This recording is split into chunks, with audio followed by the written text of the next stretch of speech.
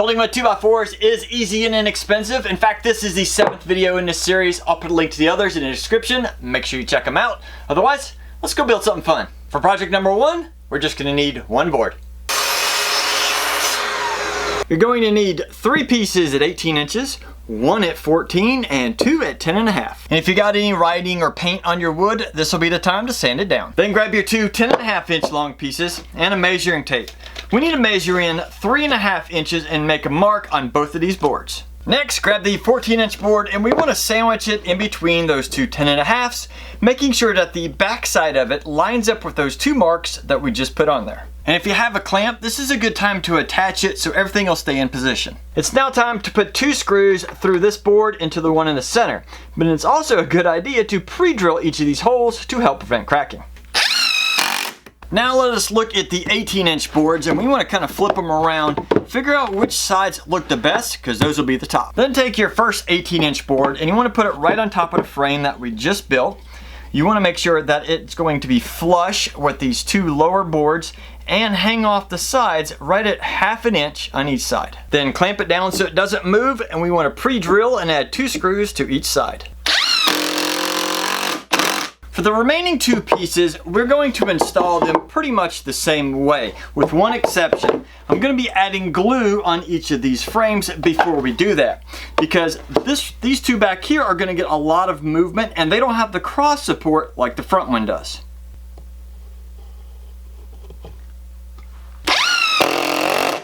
Now, since we use glue, it's a good idea to give it some time to dry before we start the next step. So give it at least 30 minutes to an hour. And after that dry time, let's look at the bottom of our frame here. We want to make sure that we're on this side, the side that has the 2 boards, not this side, otherwise you'll mess it up. So make sure you're on this side, flip it down, and then take a measuring tape, and we want to measure in 3 inches on each side and make a mark. And add 1 more measurement at 9 inches. Now we're going to use a compass so we can draw a half circle. If by chance you don't have a compass, you could always get a string and a pencil. It may not be as accurate, but you could always draw that as best you can. Once you have a nice bold line that you can follow easy, we're going to use a jigsaw to cut that out. Once you get that section cut out, then take some sandpaper and you want to go along this top edge, the bottom edge, and this whole inside here, along with the sides, because you want to make this as smooth as possible so it looks nice and so there won't be any splinters. At this point, we can sand everything down and give it a nice coat of stain in whatever color you would like. But can you guess what it is right now? Let me go show you. This actually sits right in front of your toilet, making it a little bit easier to go when you need to go. When you're not using it, you can slide it back and get it out of your way. Moving on to project number 2, we're going to need a total of 6 boards.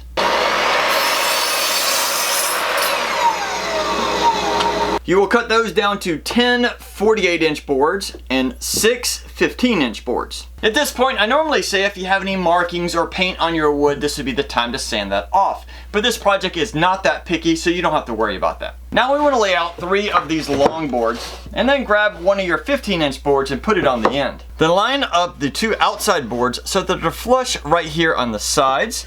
And then the center board, of course, we want to have it as centered as possible. You'll probably have to measure that one out. And with that first board lined up, grab a second of the 15s and we want to line it up on the opposite side. At this point, it's a good idea to make sure this is square. So grab one and just make sure everything lines up as close as possible. Then I'm going to put 2 screws through our sideboard into each of our long boards.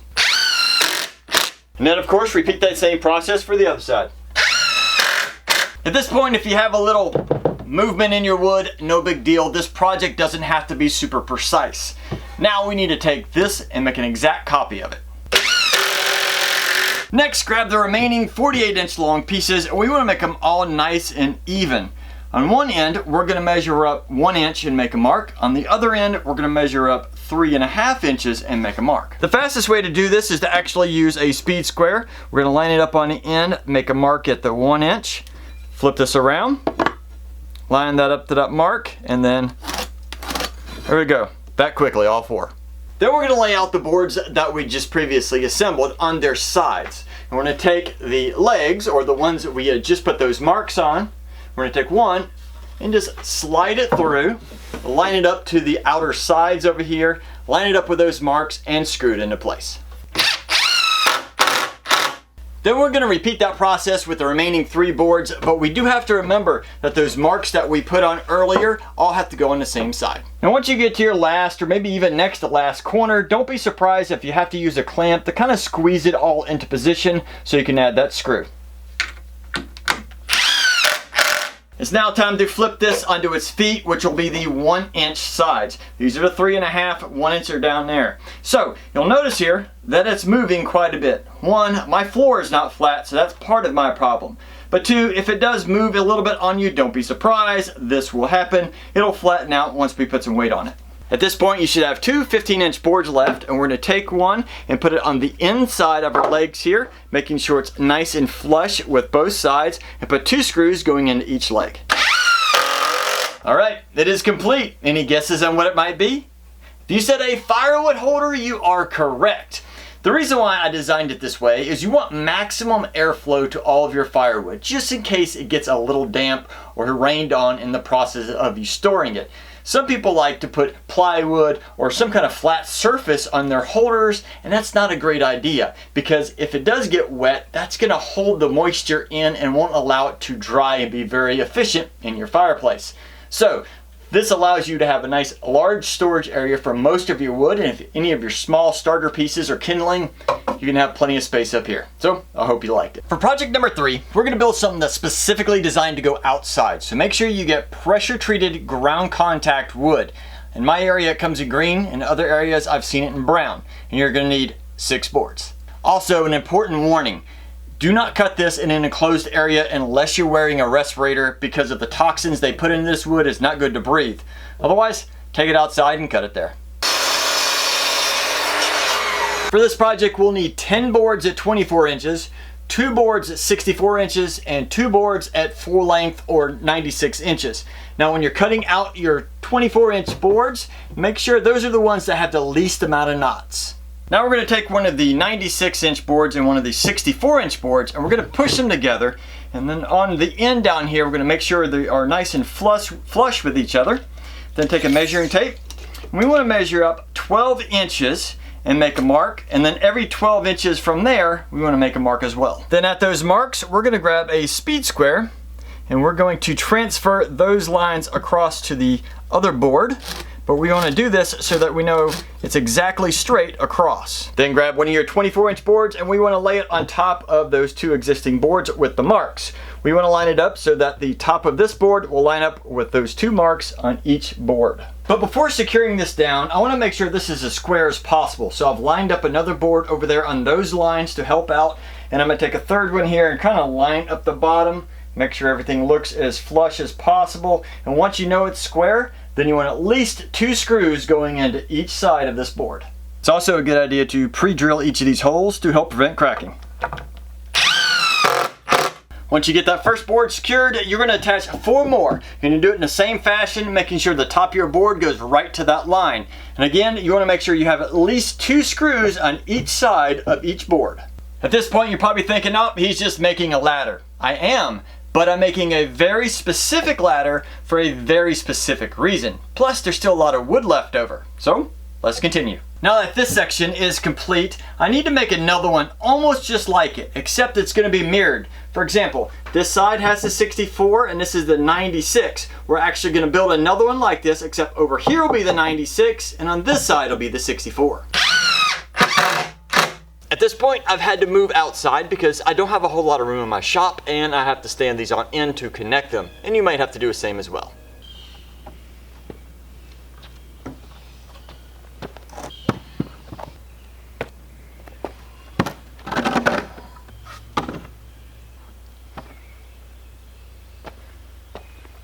Obviously, standing this up on end is not the easiest thing to do with one person, so if by chance you can grab a second pair of hands, do that. It'll make this process much easier and probably a little less dangerous. Overall, you want this ladder set up here to have about a 30-degree opening down at the bottom. You can just guesstimate this. It doesn't have to be perfect. Once you get it to about the position you want, we need to take a quick measurement and make sure it is at the correct height. We want this to be able to fit over just about any 4-foot fence. So let me grab my measuring tape. Let's give it a shot. 4 foot is right there, and we have about 3 inches of spare. Awesome. At this point, we can put this in position and add at least 2 to 3 screws into each side, making sure everything is secured together. Now the great thing about this, it has a bunch of features that a lot of people wouldn't think about. Let me show you. By leaning these two sides together and then screwing them together, it gives additional strength through all the supports. In other words, when you have weight going up this side or that side, it transfers it to both sides, giving it a lot of strength. Now, if we look down towards the feet, you'll notice that I left the factory cuts. And the reason why, with those angles like that, that'll help dig into the dirt on both sides, and it'll be less likely to try and slip apart at the bottom. By leaving one side long and one side short has 2 big advantages. The long side allows you to have a handrail or something to grab as you're trying to cross the ladder. Having it short on the other side allows you to easily swing your legs and any kind of tools you might be carrying to the other side without interfering with the legs. So at this point, maybe you're thinking, why would I want to build a fence ladder? Well, let me tell you my reason. At the back of my property, I have a fence, but I don't have a gate to get through it. And I really don't like to bug the neighbor and ask them, hey, can I walk through your property, get the back of mine? So I built this ladder. This allowed me to get up and over the fence really easily with tools or whatever I need, and I don't have to worry about my dog following me. And there's 3 more great 2x4 projects. If you can think of any improvements or ideas to make these better, please list those in the comments so we can help everybody out. Otherwise, get out in your shop and have fun building.